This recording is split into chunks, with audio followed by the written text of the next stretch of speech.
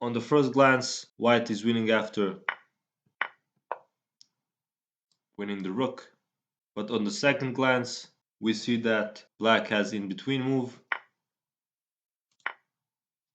Of course, we take f7 because both rooks are hanging. Takes. And in this final position, you should know that we are gonna win because we can create passed pawn, and the passed pawn on the flank is better than the central pawn. So we're gonna have a passed pawn on the g file or on h file, and he has this central pawn. So after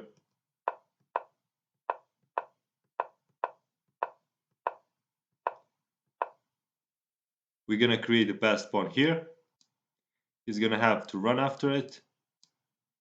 Then we go and take this pawn, and we are closer to the queenside pawns, and we're gonna eat all of them.